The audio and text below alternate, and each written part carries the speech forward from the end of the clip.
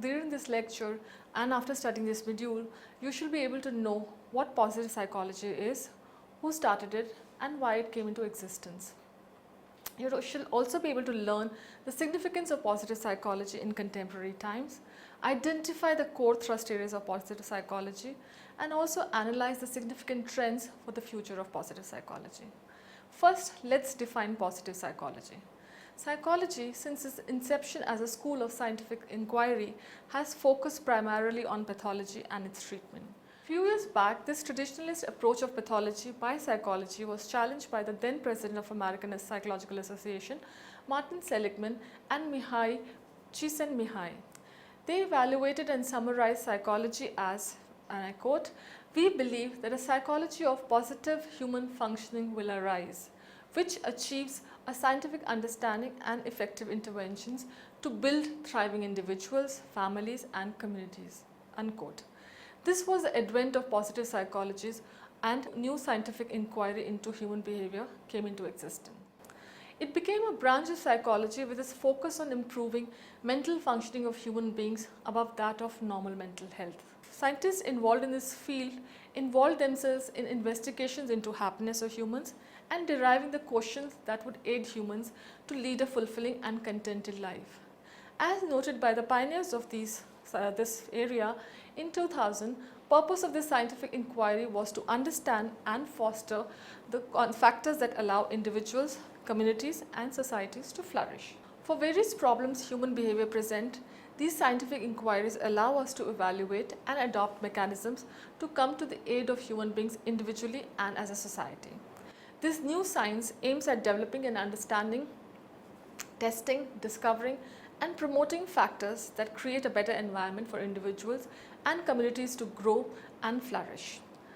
It focuses on well-being, happiness, flow, personal strength, wisdom, creativity, imagination and characteristics of positive groups and institutions.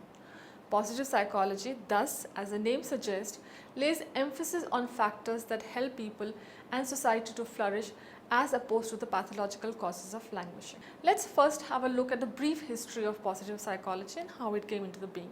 Living in 20th century has increasingly become difficult and stressful, with wars and revolutions in first half of century and second half has put us in confrontation with pan-global concerns of terrorism, economic slowdown, global warming, mega natural disasters and many others.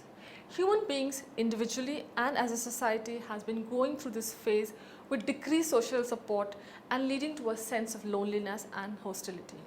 In such times, it has become increasingly evident that we need a science which can aid and support us to cope better and resume the sense of life and positivity. Birth and growth of positive psychology is less than 2 decades has given us a science which holds us to a prospect for better living. With its ardent focus on testing subjects on happiness, well-being, personal and good life, it germinates an environment for us to gyrate towards positive living. Positive psychology in its most recent edition is the ever-growing discipline of psychology. It has a few earlier references. We also have a few earlier references to positive psychology. Let's look at them. One of the criticisms of applied positive psychology is that the prepositions are not new. Abraham Maslow used positive psychology as a term several decades before Seligman. It, though, has been to Seligman's credit to bring various past works of this science into forefront. Seligman did a good job of making the thoughts and ideas of past researchers, philosophers relevant and available to current times, almost like resurrecting positive psychology. Some of the earlier researchers who were looking at the idea of good life before the discipline of positive psychology evolved divided into 4 categories. The first one to propose was Aristotle. Aristotle's work on morality, virtue and a good life was greatest contribution to philosophy. Common thread in all his work on these subjects was the highest good for all humanity is eudaimonia or happiness. Ultimately, his work argued that although pleasure may arise from engaging with activities that are virtuous, it is not the sole aim of humanity. The second aspect which speaks about presence of positive psychology is utilitarianism. Jeremy Bentham constructed this as a philosophy, a stream carried forward ably by John Stuart Mill. It is propagated that the right act and or policy by government will affect the greatest good for the greatest number of people. It is also termed as the greatest happiness principle or the principle of utility. It was the initial sector to attempt measuring happiness, creating a tool composed of seven categories, assessing the quantity of experienced happiness. Utilitarianism proved against the generally prevalent belief that happiness indeed was measurable and ably demonstrated it to be so. Pawlowski and Gupta proposed that utilitarianism influences some areas of positive psychology today, such as subjective well-being and the pleasurable life. Positive psychology has pleasure as a component of overall well-being, yet acknowledges that it by itself is not enough. Inclusion of happy pursuits in positive psychology is to complement utilitarianism philosophy. Or the third reference which comes into positive psychology is through William James. William James' widely read contribution to psychology in the Principle of Psychology has a chapter titled The Emotions, which is most relevant for positive psychology. He suggests that there are emotions which come after we have physically acted out. Take an example from his chapter where James states, and I quote, "Common sense says we lose our fortune, are sorry and weep. We meet a bear, are frightened and run. We are insulted by a rival, are angry and strike." The hypothesis here is to be defended says that this order of sequence is incorrect, that we feel sorry because we cry, angry because we strike, afraid because we tremble, and I unquote. James' example was one of the first to consider emotions and expressions to have a connection. His years of intertwining physiology, psychology and philosophy still has an impact in philosophical issues surrounding the mind, the body and the brain today. His years of intertwining physiology, psychology and philosophy still has an impact in philosophical issues surrounding the mind, the body and the brain. Another influence which affects positive psychology is humanistic psychology. In the continued environment of psychological theories of late 1950s and early 1960s, which based itself on psychoanalysis, behaviorism and conditioning, emerged as a challenge in the field of humanistic psychology. It defined psychological study of a person as whole, which was a changed perspective to the prevalent theories. Humanistic psychologists believed that 1. It is the perception of world around and personal meanings which determines an individual. 2. Genes and environment are not the only influences on an individual. And lastly, all individuals directed and motivated internally to fulfill their human potential. Humanistic psychology attaches great significance to mental health, concentrating its theories on positive attributes such as happiness, contentment, ecstasy, kindness, caring, sharing and generosity. It is the baseline understanding amongst the propagators of humanistic psychology that humans can exercise control on their destiny. Such approach towards life allowed viewing it as a process where individuals took it upon oneself to drive their growth and to achieve their potentials. Formation of this theory reflects the lack of research on positive side of living and life even in that period. Abraham Maslow, the pioneering psychologist, formed the term positive psychology in 1954. His model of self-actualization emphasized focus on human potential instead of frailties. It was through his effort alongside other eminent psychologists of the era that a positive approach towards psychology was developed. His major contribution to psychology as a whole were his theories of motivation, needs, self-actualization and peak experience. He suggested the science of psychology has far more successful on the negative than on the positive side. It has revealed to us much about man's shortcomings, his illnesses, his sins, but little about his potentialities, his virtues, his achievable aspirations or his psychological height, which is something that we need to look into. Now we move forward to the origin of modern day psychology. It is evident at cursory examination of the various research literature that it was not in 1997 or 98 or 99 or for that matter 2000 that positive psychology began. It actually has been with us as a holistic and integrated body of knowledge which passed unrecognized and uncelebrated. In fact, the start of positive psychology has had a major achievement in consolidating, lifting up and celebrating what we do know about what makes life worth living. as well as carefully delineating the areas where we need to do more.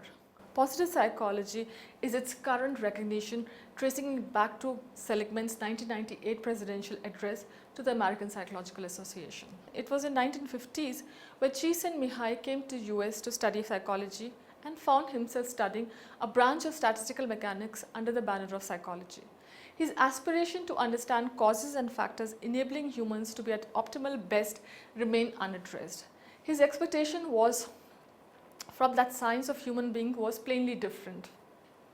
It was a chance vacation meeting between Seligman and Csikszentmihalyi in winter of 1997, followed by a sudden realization while gardening with daughter Nikki that Seligman realized that psychology has largely neglected the latter two of its three pre-World War missions.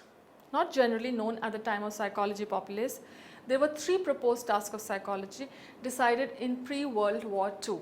First was to cure mental illness, second was to make the lives of all people more productive and fulfilling, and third, identifying and nurturing high talent.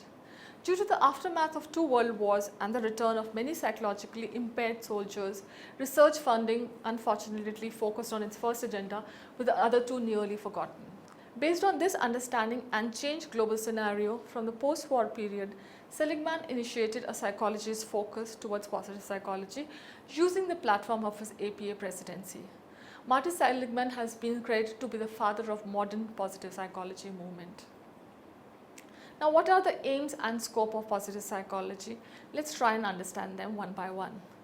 The aim of positive psychology is to begin to catalyze a change in the focus of psychology from preoccupation only with repairing the worst things in life to also building positive qualities. This changes the approach by employing positive perspective to analyze the discipline of psychology and other subjects of scientific inquiry such as economics, sociology, anthropology, etc.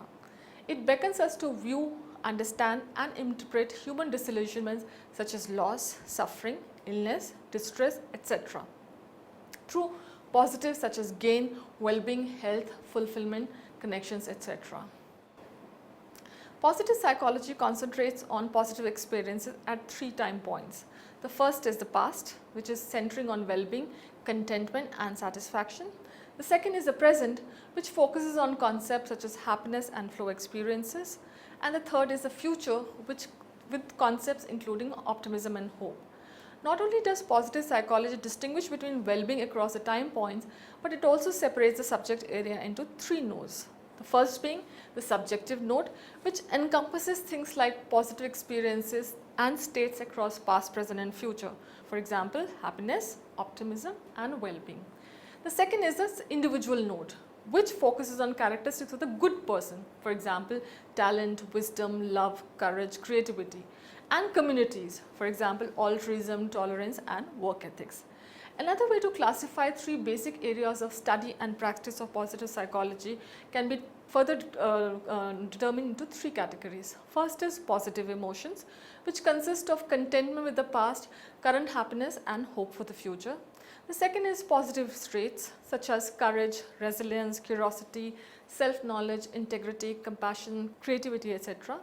And thirdly, positive institution such as community institution, which can benefit from focusing on the tools for developing positive psychology research. Positive psychology is not about celebrating selfishness as it is criticized for at times. Instead, it has provided society with empirical evidence to substantiate that when the existing thoughts, ideas are viewed with renewed perspective, while applying special emphasis on positives growth of humans in all societies, then it appears to be more explicable. Above all, though positive psychology has challenged and rebalanced the deficit approach to living while connecting its findings to many different disciplines, thus its prominence, its future, its role cannot be neglected or criticized upon. Now let's look at the positive psychology in the current times. After understanding how positive psychology came into existence, let's look at its role and impact and accessibility in the current times. With the evolution of research and streams adopted in various communities, the discipline of psychology can be divided into a vast number of different subdisciplines. American Psychological Association, with its 56 branches, and British Psychological Society recognizes 9 charted areas of psychology, that is clinical, counseling, educational, forensic, health, neuropsychology, occupational, sport and exercise, and teachers and researchers in psychology.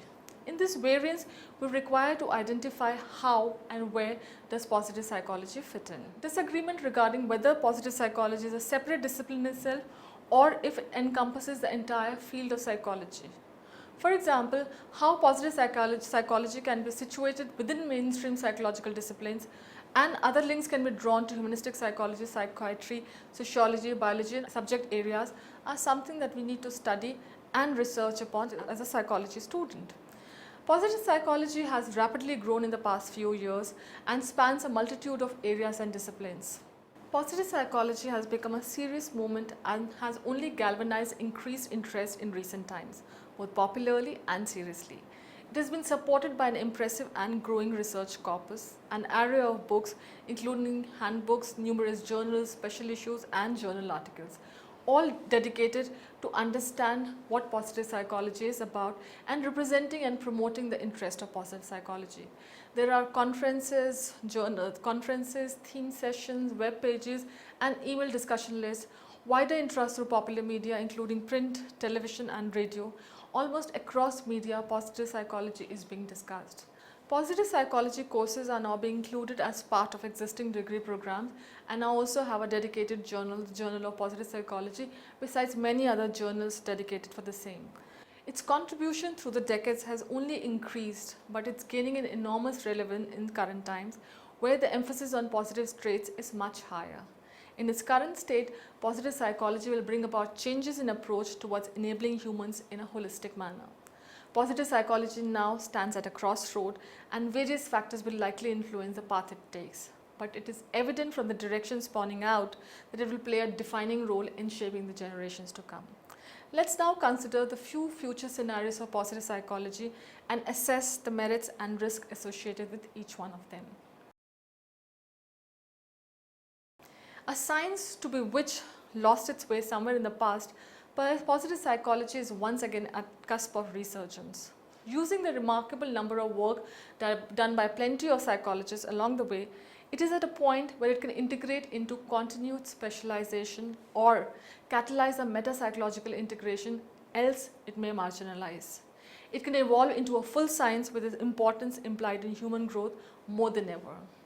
While discussing that, we'll consider positive psychology's role in some future scenarios as proposed by several researchers, alongside assessing merits and risks associated with these. Given the possibility of boundless growth in this discipline, it is also imperative on researchers to create and leave information based on this discipline for future positive psychologists to make more informed decisions. It will also allow us to isolate states whereby positive psychology can be harnessed effectively to aid humans in their goals of flourish and fulfillment. First such thing that we need to look into is meta-psychological integration. Positive psychology could simply disappear if it would have achieved its aim of integration power at all disciplines of psychology.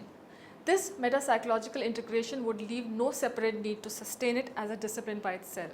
It will thus bring about an appreciation in all disciplines of psychology for full range of human functioning. This could happen through infusion of positive psychology in existing psychological practices. For example, by blending and merging principles of positive psychological perspectives into each of the professional disciplines. It would bring about integration of positive and negative aspects of human functioning and their understanding of interactions and interrelations into these disciplines. This will also enable psychology to assist and aid human growth model. Few of the professional disciplines even now can be said to have positive psychological aspects, such as health psychology, which emphasizes on prevention, or counseling psychology, which emphasizes on human development. But many of the disciplines are rooted in dysfunction models. Another example could be of positive organizational scholarship, which is concerned primarily with the study of especially positive outcomes, processes and attributes of organization and their members. The good starting point to be considered in respect of infusing positive psychology into the professional practice would be introducing it in school settings. If school psychology is initiated, it can serve as a connection point of positive psychology with optimal human development, influencing all other further developments and practice. Schools as a primary institution can serve as a vehicle for this development. That surely would constitute positive psychological success. With positive psychology having achieved its meta-psychological objective to catalyze a change in the focus of psychology from preoccupation only with repairing the worst things in life to also building positive qualities. Thus, as Sheldon and King says, positive psychology would be simply psychology. The second thing we can look into is integration with continued specialization. Positive psychology could bring about some of the integration yet evade a meta-psychological integration. It could serve as a theoretical guide providing practitioners with positive and negative aspects. It would continue to exist as a separate discipline and may engender shifts in psychological thinking that we do serve to integrate the positive and the negative aspects of human experience, but where structural barriers still remain. This could be driven by the economic model which, while desiring of alleviation of distress and dysfunction, wished not to invest in well-being and optimal functioning of human, thus depriving of opportunity for positive psychology to perform its potent purpose. However, even to have brought about this shift in psychological thinking so that these issues are even considered as issues could be considered a major event. With full integration not achieved, it may be envisaged that positive psychology research would continue into the positive side of human experience, continuing to redress the imbalance in psychological inquiry and research output. While this in itself may not be considered unduly problematic, it is subject to an important caveat. Such research must be conducted from an integrative perspective that seeks to understand the positive in relation to the negative and continues to strive to take the positive psychological message more broadly. In this direction, one would perceive positive psychology to continue its journey of influence without reaching its desired destination of success or abject failure of the theory. The third thing to look into is marginalization. Positive psychology in the bleakest direction could end up being a standalone discipline, marginalized, fragmented, and denied of its grandeur, design, and concept. As a standalone discipline, it would be a challenge to impress upon other disciplines the overarching reach of fulfillment it could achieve. If positive psychology is not able to connect with the existing models of psychology in practice, which is primarily concerned with alleviating human distress, positive psychology would remain critical of it but gain no more. It is such scenario where it would have failed to achieve its truest potential as an enabling science instead of pathological science. On this path, it would have lost a genuine prospect of catalyzing a change in the psychological thinking span various disciplines. This would be a squandered opportunity to infuse psychological disciplines with full human functioning perspective. Now let's also see what is the road ahead for positive psychology. In accepting the status of positive psychology currently, there could possibly be three directions to progress from here. This discipline can become a meta-discipline instead of existing status as a subdiscipline working in areas of strength and happiness, and escape marginalization like humanistic psychology. Given the state that we live in, positive psychology will reach a critical phase sooner than later where factors would influence its further direction. These factors would be professional psychology training, research output, and most importantly, funding and stakeholder decisions. Let's first look at the professional psychology training. Undeniably, bringing positive psychology into perspective of young psychologists during their formative stages would enable them to view human functioning in positive light apart from the prevalent pathological approach. This would allow such psychologists to have a balanced view of situation, lending us to understand how the distress and fulfillment fits together. Once academic and applied psychology training begins to infuse the positive psychology perspective, the meta-psychological aspirations will be realized. The second factor to look into is the research output. It is imperative that positive psychology perspective generates quality research characterized by methodological rigor and practical relevance. Within its definition, positive psychology has immense popular value.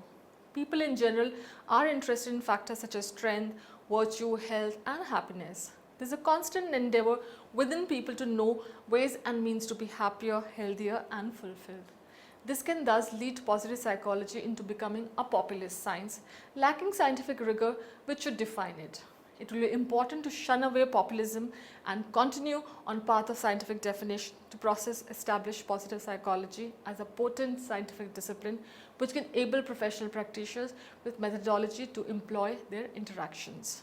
For example, if the Journal of Positive Psychology becomes nothing more than a home for studies on the correlates of happiness, it will again have squandered its opportunity to become the beacon of positive psychology movement. In contrast, if it is recognized for integration of the positive psychological approach into psychology through the publication of empirical work combined with insightful theoretical integration, it will be considered as one of the major journals shaping the future of evolution psychology. Third and the most important factor which will shape the road ahead for positive psychology is funding and stakeholders' decisions. As everything else in today's times, positive psychology does not operate in isolation. It stands as exposed to economic model of relevance as anything or any other stream. Psychology is largely promoted by institutions, governmental or commercial, for general health care concerns. These institutions focus mostly on distress management in human beings and not in optimal well-being in general. Thus, it becomes more important for positive psychologists to therefore increase interactions with these institutions, bringing in them to know the impact of positive psychology perspective, the human and financial benefit of enabling a society with positive outlook and optimal functioning are immense, and therein lays the interest of institution. These particular points need to be driven home very well by the practicing positive psychologists. If and when such interests are enlisted in positive psychology, it can shape its course for future relevance and funding, and more importantly, initiate building strength in society at large. Besides the points that we have discussed, there are certain issues and directions for the future of positive psychology that also need to be paid attention to. Future path of positive psychology can well consider some of the areas which are imaginable today. They may not be clear manifesto to adapt rather description of possibilities for it to look at along the way, but they still need to be paid attention to. The first one being synthesize the positive and the negative. Positive psychology can communicate with trauma and suffering and existential issues. The possibility of being able to bring both positive and negative in same analysis allows for positive psychologists to connect with other areas of psychology and other disciplines. If positive psychologists can strive to bring together, for example, mental health disorders with mental health growth, the outcomes would offer a powerful movement towards more integrative understandings of the human condition. The second factor, build on historical antecedents and existing knowledge. Positive psychology has a fortune of building upon earlier humanistic and existential ideas. It only serves better to learn from work done earlier, never forgetting its focus area. It can also imbibe a lot from scientific inquiries in areas of psychology, economics, sociology, anthropology, and science, to name a few. Third most important factor that we need to look into is integrate across levels of analysis. It also has much to gain through integrating the insights of neuroscience at the biological level with an understanding of the psychological and social markers. For example, consider the development of social neuroscience, which has allowed the understanding of the interactions between biological processes and social psychological processes, such as sociology, such as sociality, spirituality, and meaning making. Then we also need to build constituency. It is ever important to spread the import and impact of positive psychology among the powerful stakeholders. Pragmatic science allows for able constituency which will patronize good work leading to applicable outcomes for people. As positive psychology would be able to add to deliverables with applied benefits, its consumption will only increase.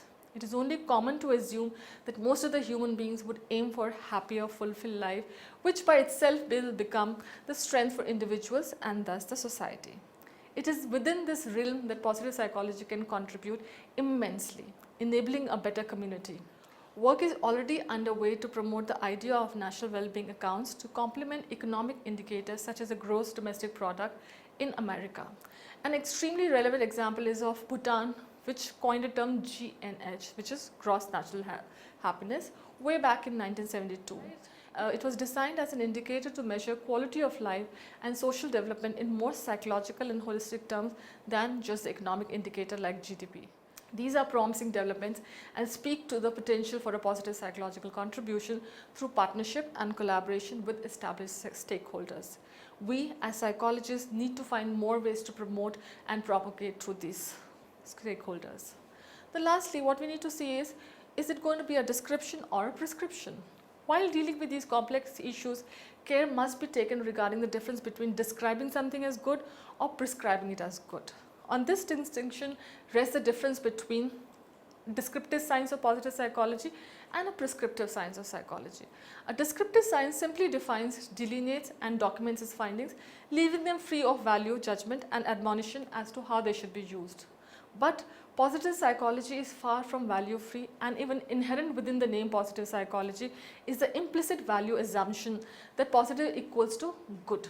Medical researches may be prescriptive. For example, eating more fruit and vegetables is good for health. Consumption of alcohol and cigarette smoking is injurious to health. Since within medicine there is almost a universal agreement on what is good and what is not, yet within psychology defining something as good is much more of a subjective enterprise, and definitions or basis for deciding the basis of goodness, hence may often not be consistent with each other. Given the above, it is important to steer clear from becoming a prescriptive science, disallowing critical reflection, assuming inherent goodness in positive psychology position is not good for the health of positive psychology. As Diner puts it, and I quote, "Although we cannot pretend to be final arbiters about what is good, at least we can be players in helping society define what is positive." Unquote. It would be better to become a catalyst in initiating debates and discussions on the merits of a position. Such atmosphere will allow someday for us to discover and unite principles of positive and good, which may build a meta-theoretical foundation of optimal human experience. Now we move towards the end and summarize what we have learned so far in the module. At the end of it, we should be able to understand that positive psychology is the science of well-being and optimal functioning. It has a rich history with ancient Greek philosophy, humanism, and several other areas of mental health to its credit. Humanistic psychology is a close cousin of positive psychology, the main difference being positive psychology's focus is on the use of scientific method. Whereas the study of positive psychology can be classified in three categories: the time zone, past, present, future; the subject area, subjective mode, individual mode, and the group mode; and thirdly, the areas of study, positive emotions, positive individuals, and positive institutions.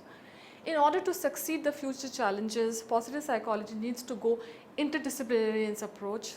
The formal training, research output, and the funding for research are some of the crucial factors that would decide the course of positive psychology in the future. The areas that theorists and practitioners of positive psychology can look into the future includes: first, taking along both traditional and modern perspectives of psychology for the welfare of humankind. Second, it can draw upon the wealth of research available to align it better with existing knowledge of psychology. Third, it needs to go across the specialization spectrum to make it more effective. Fourth, it needs to reach out to policymakers and agencies who matter and make its presence and applications more impactful.